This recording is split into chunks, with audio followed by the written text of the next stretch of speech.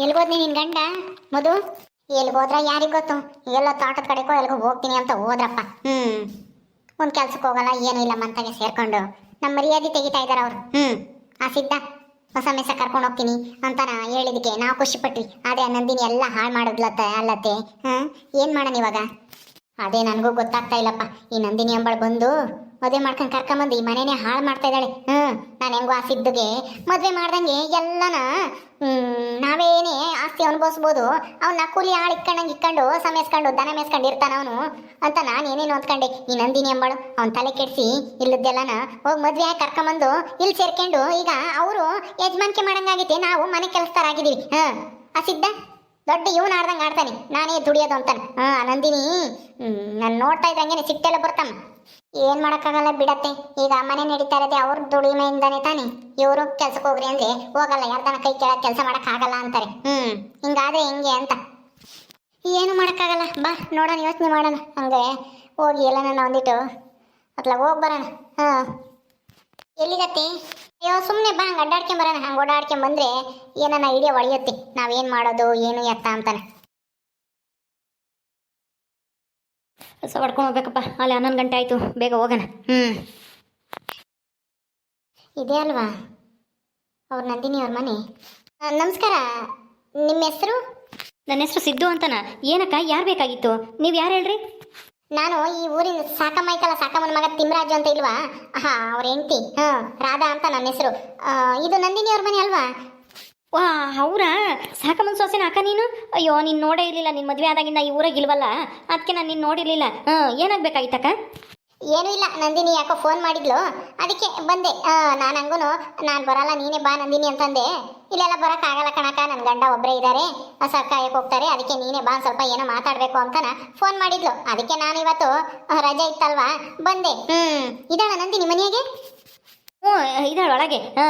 ನೀನು ಹಂಗಾರೆ ಆ ತಿಮ್ಮರಾಜಣ್ಣನ ಹೆಂಡ್ತಿ? ಏನು ನನಗೆ ಗೊತ್ತಿರಲಿಲ್ಲ ಕಣಕ್ಕ, ಮದುವೆಗೆ ನೋಡಿದ್ದೆ, ಇವಾಗ ಮರ್ತೋದಂಗೆ ಆಯ್ತು. ನೀವು ಒಳ್ಳೆಗಿಲ್ವಲ್ಲ ಅದಕ್ಕೇನೆ. ಹೌದು, ನಮ್ಮ ಕೆಲಸ ಇತ್ತಲ್ವಾ, ನಾವು ಟೌನ್ನಾಗೆ ಸೆಟ್ಲ್ ಆಗಿದ್ವಿ. ಈಗ ನಾನು ನನ್ನ ತವ್ರ ಮನೆಯಿಂದನೇ ಕೆಲ್ಸಕ್ಕೆ ಹೋಗ್ತಾ ಇದ್ದೀನಿ. ಅದಕ್ಕೆ ನಂದಿನಿ ಫೋನ್ ಮಾಡಿದ್ಲು, ಯಾರ ಹತ್ರನೋ ಫೋನ್ ನಂಬರ್ ತಗೊಂಡು, ಬಾರಕ್ಕ ನಿಮ್ಗೇನೋ ಹೇಳ್ಬೇಕು, ಏನೋ ಮಾತಾಡಬೇಕು ನಿನ್ನ ಹತ್ರ ಅಂತಂದ್ಲ. ಅದಕ್ಕೆ ಬಂದಪ್ಪ, ಏನು ವಿಷಯ ಅಂತ ನಾ ತಿಳ್ಕೊಂಡು ಹೋಗಕ್ಕೆ. ಹಂಗೂ ನನಗೂ ನಂದಿನಿ ಮೊದಲು ಗೊತ್ತಿರಲಿಲ್ಲ. ಆಮೇಲೆ ಫೋನ್ ಮಾಡಿ ವಿಡಿಯೋ ಕಾಲೆಲ್ಲ ಮಾಡಿ ನೋಡಿದಾಗ ಗೊತ್ತಾಯ್ತು. ಅದೇ ಜಯಣ್ಣನ ಮಗಳು ನಾನು ಸಿದ್ದುನ ಮದುವೆ ಆಗಿದ್ದೀನಿ ಅಂತ ಹೇಳಿದ್ಲು. ಅವಾಗ ನನಗೆ ಗೊತ್ತಾಯ್ತು. ತುಂಬ ಒಳ್ಳೆ ಹುಡುಗಿ. ಅವಾಗ ಚಿಕ್ಕ ಹುಡುಗಿ ಇದ್ದಾಗ ನಾವು ನೋಡಿದ್ವಿ. ನಾವು ಹೊಸ್ದಾಗಿ ಮದುವೆ ಆಗಿ ಬಂದಾಗ ಒಂದು ಸ್ವಲ್ಪ ದಿನ ಇಲ್ಲೇ ಇದ್ದೆ, ನೀವೆಲ್ಲ ಮರ್ತಿದ್ದೀರಾ ಅನ್ಸುತ್ತೆ. ಹೌದು, ನಾನು ನಂದಿನಿ ಲವ್ ಮಾಡಿನೇ ಮದುವೆ ಆಗಿದ್ದು. ಒಳಗಿದ್ದಾಳೆ, ಹೋಗಕ್ಕ. ಸರಿಯಪ್ಪ, ಹೋಗ್ತೀನಿ. ನಂದಿನಿ ಅವ್ರ ಅಣ್ಣ ಚಂದ್ರು ಮತ್ತೆ ಸೂರ್ಯ ಅವರೆಲ್ಲ ಚೆನ್ನಾಗಿ ಗೊತ್ತು. ಏನೋ ಕೆಲ್ಸಕ್ಕೆ ಬರ್ತಿರ್ತಾರಲ್ಲ, ನಾನು ತಾಲೂಕು ಆಫೀಸ್ನಾಗೆ ಕೆಲಸ ಮಾಡ್ಕೊಂಡಿರೋದು, ಹಂಗಾಗಿ ಬರ್ತಿರ್ತಾರೆ ಅವ್ರ ಪರಿಚಯ. ನಂದಿನಿ ನಾ ಎಂದು ನೋಡಲಿಲ್ಲ ಅಷ್ಟೇ ನಾನು. ಹೌದಾ, ಮದುವೆ ಆದಾಗ ನೋಡಿದ್ರಲ್ಲ, ಮರ್ತೋಗ್ಬಿಟ್ಟಿದ್ರಾ? ಅವಾಗ ನೋಡ್ತಾ ಇದ್ದೆ. ಅವಳು ಅವಾಗ ಒಂದೇ ಒಂದ್ಸಲ ನೋಡಿದ್ನೇನಪ್ಪ ಮದುವೆಗೆ. ಅವಾಗ ಅವಳು ಬೆಂಗಳೂರಾಗೆಲ್ಲ ಓದ್ತಾ ಇದ್ಲು. ಸರಿಯಾಗಿ ಪರಿಚಯನೂ ಇರಲಿಲ್ಲ. ಅವಳೇ ಹೆಂಗೋ ಫೋನ್ ನಂಬರ್ ಇಸ್ಕೊಂಡು ಮಾಡಿದ್ಲು, ಏನೋ ಮಾತಾಡಬೇಕು ಬಾರಕ್ಕ ಅಂತಾನೆ. ಇದ್ದಾಳ? ಇದ್ದಾಳೆ, ಹೋಗ್ರಿ ಹೋಗ್ರಿ. ನಾನು ಹಸುಗಳು ನೋಡ್ಕೊಂಡು ಹೋಗ್ಬೇಕು, ನನಗೂ ಟೈಮ್ ಆಯಿತು, ಹೋಗ್ತೀನಿ. ಒಳಗೆ ಇದ್ದಾಳೆ, ಹೋಗ್ರಿ. ನಂದಿನಿ ಅಪ್ಪ ಅಮ್ಮ ತುಂಬ ಶ್ರೀಮಂತರು ಅಂತ ಹೇಳ್ತಿದ್ರಲ್ವ ನನ್ನ ಗಂಡ. ಇವಳು ನೋಡಿ ನಿಂತ ಮನೆಗೆ ಸೊಸೆಯಾಗಿ ಬಂದಿದ್ದಾಳೆ. ಅವ್ನು ನೋಡಿದ್ರೆ ಹೊಸ ಮೆಸಕ್ಕೆ ಹೋಗ್ತೀನಿ ಅಂತ ಹೇಳ್ತಾ ಇದ್ದಾನೆ ಸಿದ್ದು. ಏನಿದು ಲವ್ ಮ್ಯಾರೇಜ್ ಅಂತ ಬೇರೆ ಹೇಳ್ತಾ ಇದ್ದಾರೆ. ಏನಪ್ಪ ಒಂದು ಅರ್ಥ ಆಗ್ತಾ ಇಲ್ಲ. ನಂದಿನಿ ತುಂಬ ಓದ್ತಾ ಇದ್ಲು, ಇಲ್ಲ ಬೆಂಗಳೂರಾಗೇನೋ ಡಿಗ್ರಿನೋ ಏನೋ ಓದ್ತಾ ಇದ್ಲು ಅವಾಗ. ನಂದಿನಿ ನಂದಿನಿ ರಾಧಕ್ಕ ಬಂದ್ರ? ನಾನು ಫೋನ್ ಮಾಡಿದ್ಕೆ ಹೆಂಗೋ ಬಂದ್ರಲ್ಲ ಸದ್ಯ. ಕುತ್ಕೊಳ್ರಕ್ಕ. ಏನು ಮಾಡೋದು, ನಮ್ಮ ಸಂಸಾರದ ವಿಷಯ ಅಲ್ವಾ, ಏನೋ ಮಾತಾಡಬೇಕು ಅಂದಲ್ಲ ನನ್ನ ಗಂಡನ ಬಗ್ಗೆ, ನನ್ನ ಬಗ್ಗೆ. ಅದಕ್ಕೆ ನನಗೇನೋ ಬರೋಕ್ಕೆ ಇಷ್ಟ ಇರಲಿಲ್ಲ. ಏನೋ ನೀನು ಬಲವಂತ ಮಾಡ್ದಲ್ಲ, ಹಂಗಾಗಿ ಬಂದಿದ್ದು ಅಷ್ಟೇನೆ. ಏನು ಸಮಾಚಾರ? ಏನು ನನ್ನ ಗಂಡನ ವಿಷಯ? ಡಿವೋರ್ಸ್ಗೆ ಅಪ್ಲೈ ಮಾಡಿದ್ದೀವಿ ನಾವು. ಡಿವೋರ್ಸ್ ತಗೊಂಡು ಅವ್ರ ಪಾಡಿಗೆ ಅವ್ರು ಹೋಗ್ಲಿ, ನನ್ನ ಪಾಡಿಗೆ ನಾನು ಇರ್ತೀನಿ. ನನಗೂ ಅದೇ ಬೇಕಾಗಿರೋದು. ಸುಮ್ಮನೆ ಜಗಳ ಆಡ್ಕೊಂಡು ಇರೋಕ್ಕಾಗಲ್ಲ, ಹೊಂದಾಣಿಕೆ ಇಲ್ಲ ಅಂದಮೇಲೆ. ಅಯ್ಯೋ ಹಂಗಲ್ಲ ಕಣಕ, ಏನು ಗೊತ್ತಾ, ತಿಮ್ಮಣ್ಣನೂ ಒಳ್ಳೇದು, ನೀವು ಒಳ್ಳೆಯವ್ರ ಥರನೇ ಕಾಣಿಸ್ತಾ ಇರೋ. ನಾನೇ ನಿಮ್ಮನ್ನ ಜಾಸ್ತಿ ನೋಡಿಲ್ವಲ್ಲ, ಒಳ್ಳೆಯವ್ರಂತ ಅನ್ಕೊಂತೀನಿ. ನಿಮ್ಮ ಹತ್ರ ಮಾತಾಡಿದ್ಮೇಲೆ ನೀವು ಒಳ್ಳೆಯವರೇನೆ ಅಂತ ಅನ್ನಿಸ್ತು. ಆದರೆ ಈ ಜಗಳ ಯಾಕೆ ಬಂತ ಗೊತ್ತಾಗ್ಲಿಲ್ಲ. ಆದರೆ ನಿಮ್ಮಿಬ್ರು ಜಗಳದಲ್ಲಿ ಮೂರನೇವರು ತಮ್ಮ ಬೇಳೆ ಬೈಸ್ಕೊಂತ ಇದ್ದಾರೆ. ಅದಕ್ಕೇನೆ ಅದನ್ನ ಹೇಳೋಣ ಅಂತಾನೆ ಕರೆದಿದ್ದು. ಏನಾಯ್ತು ಮೂರನೇವರು ಅಂದ್ರೆ? ಏನು ಹೇಳ್ತಾ ಇದೆಯಾ ನಂದಿನಿ? ನನಗೇನು ಅರ್ಥ ಆಗ್ತಾ ಇಲ್ಲಮ್ಮ. ಯಾರು ಮೂರನೇವರು? ಅಕ್ಕ ನಿಮ್ ಗಂಡಗೆ ನಿಮ್ಮನ್ನ ಬಿಡಕ್ ಇಷ್ಟ ಇಲ್ಲ, ಅವ್ರಿಗೆ ಡೈವರ್ಸ್ ಕೊಡೋಕ್ಕೂ ಇಷ್ಟ ಇಲ್ಲ ಅನ್ಸುತ್ತೆ. ಆದ್ರೆ ಇಲ್ಲೊಬ್ಳು ದಿವ್ಯಾ ಅಂತ ಇದ್ದಾಳೆ, ಅವಳೇನೆ ನೀವು ಗೌರ್ಮೆಂಟ್ ಕೆಲಸದಾಗಿದ್ದೀರಾ, ನೀವು ಡೈವರ್ಸ್ ತಗೊಳ್ರಿ ಹಂಗೆ ಹಿಂಗೆ ಅಂತ ಹೇಳ್ಬಿಟ್ಟು ಅವಳಿಗೆ ಇವಾಗಲೇ ಅವಳಿಗೂ ಡೈವರ್ಸ್ ಆಗೈತಿ. ಮದನನ್ನ ಮದುವೆ ಆಗಿದ್ಲು. ಆದ್ರೆ ಅವ್ನು ದುಡಿಯಲ್ಲ ಅಂತ ಗೊತ್ತಾದ ತಕ್ಷಣ ಅವನ್ನ ಮನೆ ಬಿಟ್ಟು ಮನೆ ಕೆಲಸಕ್ಕೆ ಇಟ್ಕೊಂಡಿದ್ಲು. ಅವ್ರ ಅಪ್ಪ ಅಮ್ಮ ಅಲ್ಲ, ಅಮ್ಮ ಮತ್ತೆ ಅವ್ರ ತಂಗಿ ತಮ್ಮ ಎಲ್ಲ ಬಂದು ಮನೆಯಿಂದ ಆಚೆ ಕರ್ಕೊಂಡು ಹೋದ್ರು. ಈಗ ಅವಳು ಡೈವರ್ಸ್ ತಗೊಂಡು ಅವ್ರ ಅಮ್ಮ ಮತ್ತೆ ಅವಳು ಇಬ್ಬರೇ ಇದ್ದಾರೆ. ಈಗ ನಿಮ್ ಗಂಡಗೂ ನಿಮ್ಗೂ ಡೈವರ್ಸ್ ಕೊಟ್ಬಿಟ್ಟು ಅವ್ರು ನಿಮ್ಮ ಯಜಮಾನ್ರದು ಇದಲ್ವಾ ಗೌರ್ಮೆಂಟ್ ಕೆಲಸ ಅಲ್ವಾ, ಅದಕ್ಕೆ ಅವ್ರನ್ನ ಮದುವೆ ಆಗ್ಬೇಕು ಅಂತನ ಈ ನಿಮಗೆ ಡೈವರ್ಸ್ ಕೊಡಿಸ್ತಾ ಇದ್ದಾಳೆ. ಅದಕ್ಕೆ ಇನ್ನೊಂದ್ಸಲ ಯೋಚನೆ ಮಾಡ್ರಿ, ನೀವಿಬ್ರು ಬೇರೆ ಆಗೋದಕ್ಕೂ ಮುಂಚೆಲೆ.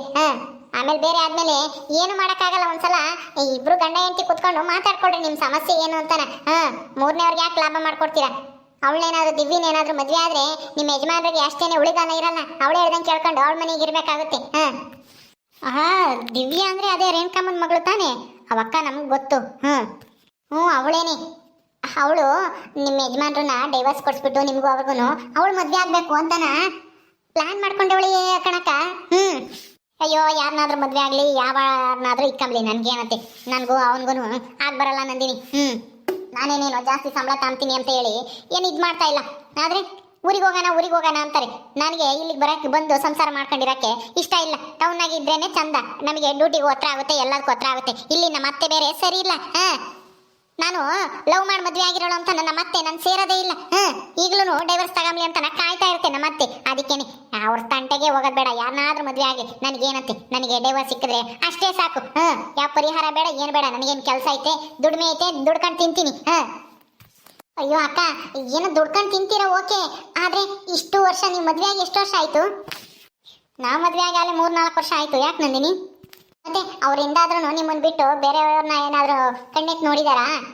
ಒಳ್ಳೆಯವ್ರು ತಾನೆ. ಈಗ ಸುಮ್ಮನೆ ಏನೋ ಒಂದು ಚಿಕ್ಕ ವಿಷಯಕ್ಕೆ ಜಗಳ ಬಂದಿರೋದಕ್ಕೆ ಡೈವರ್ಸ್ ಅಂತೀನಿ ಅಂತ ಹೇಳ್ತಾ ಇದ್ದೀರಲ್ಲ. ಅದಕ್ಕೇನೆ ನೀವು ಡೈವರ್ಸ್ ಕೊಟ್ಬಿಟ್ಟು ಇನ್ನೊಬ್ಬರಿಗೆ ಅವಕಾಶ ಮಾಡಿಕೊಡ್ಬೇಡ್ರಿ. ದಯವಿಟ್ಟು ನೀವು ಅವಣ್ಣನು ಕೂತ್ಕೊಂಡು ನಿಮ್ಮ ಸಮಸ್ಯೆ ಏನು ಅಂತ ಮಾತಾಡ್ರಿ. ಅವಣ್ಣನು ಬರಕ್ಕೆ ಹೇಳಿದೀನಿ, ನೋಡೋಣ ಇರು. ಯಾರಾದ್ರೂ ಹುಡುಗರಿಗೆ ಹೋಗಿ ನೀವು ಬಂದಿದ್ದೀರಾ ಬರ್ರಿ ಅಂತನ ತಿಮ್ಮರಾಜಣ್ಣಗೆ ಹೇಳ್ ಕಳಿಸ್ತೀನಿ.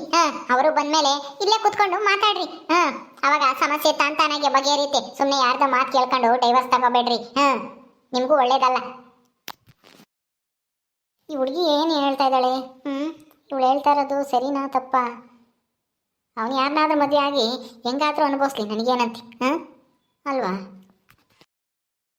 ಕಳ್ಸಿದೀನಿ. ಮಂಜ ಬಂದಿದ್ದ, ಇಲ್ಲೇ ಹೋಗ್ತಾ ಇದ್ದ, ಹೋಗಿ ತಿಮ್ಮರಾಜಣ್ಣ ಕರ್ಬಾರದು ಅಂತ ಹೇಳಿ ಕಳ್ಸಿದೀನಿ. ಕರ್ಬತ್ತಾನೆ, ನೀವು ಇಬ್ಬರೇ ಕುತ್ಕೊಂಡು ಮಾತಾಡ್ರಿ. ಇಲ್ಲ ಇಲ್ಲಿ ಮಾತಾಡಕ್ಕೆ ಸಂಕೋಚ ಆದ್ರೆ ಎಲ್ಲಾದ್ರೂ ಹೊರಗಡೆ ಹೋಗ್ರಿ, ಸೇತುವೆ ಎಲ್ಲ ಯಾವ್ದಾದ್ರು ಮರದ ಕೆಳಗಡೆ ಅಲ್ಲಿ ಹಳ್ಳಿ ಕಟ್ಟೆ ತಗೋ ಎಲ್ಲಾದ್ರೂ ಕುತ್ಕೊಂಡು ಆರಾಮಾಗಿ ಮಾತಾಡ್ರಿ ಫ್ರೀಯಾಗಿ. ಅವಾಗ ನಿಮ್ಗೆ ಅರ್ಥ ಆಗುತ್ತೆ. ಅವರು ಅಂದ್ರೆ ನಿಮ್ಗೆ ಇಷ್ಟ ಅಲ್ವಾ? ಇಷ್ಟ ಲವ್ ಮಾಡಿ ತಾನೇ ಮದುವೆ ಆಗಿದ್ದು. ಹೌದು ನಂದಿನಿ, ಲವ್ ಮಾಡಿನೇ ಮದುವೆ ಆಗಿದ್ದು. ಆದ್ರೆ ಇತ್ತೀಚೆಗೆ ಅವ್ರು ನನ್ನ ಮಾತೇ ಕೇಳಲ್ವಲ್ಲ. ಅವ್ರು ಹೇಳ್ದಂಗೆ ಕೇಳಬೇಕು ನಾನು. ಅದು ಅಲ್ಲದೆ ನಾನು ಏನಾನ ಬೇಡ ಅಂತಂದೆ ಕೇಳೋದೇ ಇಲ್ಲ. ಯಾವಾಗ್ಲೂ ಅಲ್ಲಿ ಇಲ್ಲಿ ಫ್ರೆಂಡ್ಗಳ ಜೊತೆ ಸುತ್ತಕ್ಕೆ ಹೋಗೋದು, ವಾರಕ್ಕೊಂದ್ಸಲ ಎಣ್ಣೆ ಪಣ್ಣೆ ಕುಡಿಯಕ್ಕೆ ಹೋಗೋದು, ಅದೆಲ್ಲ ಮಾಡ್ತಾರೆ. ಅದಕ್ಕೆ ಅದೆಲ್ಲ ನನಗೆ ಇಷ್ಟ ಆಗಲ್ಲ. ಅಯ್ಯೋ ಅಕ್ಕ, ಗಂಡಸರು ಅಂದಮೇಲೆ ಎಣ್ಣೆ ಪಣ್ಣೆ ಕುಡಿಯೋದೆಲ್ಲ ನಾ ಕಾಮನು. ಅದು ಹಾಗಂತ ಹೇಳಿ ಅವರೇನು ಗಲಾಟೆ ಮಾಡ್ತಾ ಇಲ್ವಲ್ಲ, ಕುಡ್ದು ಬಂದು ನಿಮ್ಮನ್ನೇನು ಹೊರಡ್ತಾ ಇಲ್ವಲ್ಲ ಹಿಡ್ಕೊಂಡು. ನಿಧಾನವಾಗಿ ಹೇಳಿ ಇಷ್ಟು ಚಿಕ್ಕ ಸಮಸ್ಯೆನ ಬಗೆಹರಿಸ್ಕೊಂಬಕ್ಕಾಗದೆ ಡಿವೋರ್ಸ್ಗೆ ತಾಂತೀವಿ ಅಂತ ಹೇಳ್ತಾ ಇದ್ದೀರಲ್ಲ ನೀವು. ನಿಮಗೆ ನಾನು ಹೇಳ್ಕೊಡ್ಬೇಕೇನಕ್ಕ? ಆ ದಿವ್ಯಾ ಅನ್ನೋಳು ಸರಿ ಇಲ್ಲ. ಅವಳು ಕಾಯ್ತಾ ಇದ್ದಾಳೆ ಗೌರ್ಮೆಂಟ್ ಕೆಲಸ, ನಿಮ್ಮ ಯಜಮಾನ್ರದು ಮದುವೆ ಆಗೋಣ ಅಂತಾನ. ಅವಳು ಮದುವೆ ಆಗೋದಕ್ಕೆ ನಿಮಗೆ ಡೈವರ್ಸ್ ಕೊಡಿಸ್ತಾ ಇದ್ದಾಳೆ. ನೀವು ಅವಳಿಗೆ ಹೇಳಕ್ಕೆ ಒಪ್ಪಿಗೆ ಸರಿಯಾಗಿ ಮ್ಯೂಚುವಲ್ ಡೈವರ್ಸ್ಗೆ ಅಪ್ಲೈ ಮಾಡಿದ್ದೀರಾ? ಹೌದು ನಂದಿನಿ, ನನಗೂ ಅದೇ ಸರಿ ಅನ್ನಿಸ್ತು. ಇಬ್ರು ಒಪ್ಕೊಂಡು ಡೈವರ್ಸ್ ಅಪ್ಲೈ ಮಾಡಿದ್ರೆ ಬೇಗ ಸಿಗುತ್ತಲ್ವಾ? ಅದಕ್ಕೆ ಅದನ್ನ ನನಗೂ ಬೇಗ ಬಿಡುಗಡೆ ಆದರೆ ಸಾಕಪ್ಪ, ಅವ್ನ ಸವಾಸನೆ ಬೇಡ ಅಂತೇಳಿ ಮ್ಯೂಚುವಲ್ ಡೈವರ್ಸ್ಗೆ ಅಪ್ಲೈ ಮಾಡಿದ್ದೀವಿ. ಆ ದಿವ್ಯಾನೇ ನನಗೂ ಅದೇ ಥರ ಹೇಳಿದ್ಲು. ಅದಕ್ಕೆ ಮತ್ತೀಗ ಬೇಗ ಡೈವರ್ಸ್ ಆದರೆ ಅವ್ನ ಕಟ್ಕೋಬೋದು ಅಂತ ಆ ದಿವ್ಯಾ ಇದನ್ನೋಳು ನಮ್ಮ ಅಣ್ಣನಿಂದ ಬಿದ್ದಿದ್ಲು. ನಮ್ಮ ಅಣ್ಣನ ಮದುವೆ ಆಗಿದ್ರು ನಮ್ಮ ಅಣ್ಣನಿಂದ ಬಿದ್ದು ಸಂಸಾರನೇ ಹಾಳು ಮಾಡಿದ್ಲು. 2 ವರ್ಷ ನಮ್ಮ ಅಣ್ಣ ನಮ್ಮ ಅತ್ತಿಗೆನ ಕಣ್ಣೆತ್ತೂ ನೋಡ್ತಾ ಇರಲಿಲ್ಲ, ಪ್ರೀತಿಯಿಂದ ಮಾತು ಆಡಿಸ್ತಾ ಇರಲಿಲ್ಲ. ಆಮೇಲೆ ಅವಳು ನಿಜ ಬಂಡವಾಳ ಏನು ಅಂತ ಗೊತ್ತಾದ್ಮೇಲೆ ನಮ್ಮ ಅಣ್ಣ ಬದಲಾದ. ಮತ್ತೆ ಅವಳು ಯಾರೋ ಲಕ್ಷ ದುಡಿತಾನೆ ಅಂತ ನಮ್ಮ ಮದನನ್ನವನ್ನ ಮದುವೆ ಆದ್ಲು.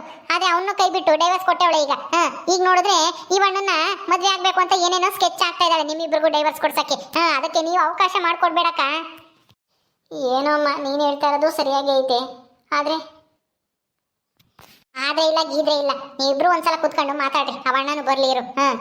ಸರಿ ಅಮ್ಮ, ಏನೋ ನೀನು ನನ್ನ ಒಳ್ಳೇದಕ್ಕೆ ಹೇಳ್ತಾ ಇದೀಯ ಅನ್ಕೊಂಡು ನಿನ್ಗೋಸ್ಕರ ನಾನು ಇಲ್ಲಿಗೆ ಬಂದೆ. ನೋಡೋಣ ಬರಲಿ ಅವರು ಮಾತಾಡ್ತೀನಿ.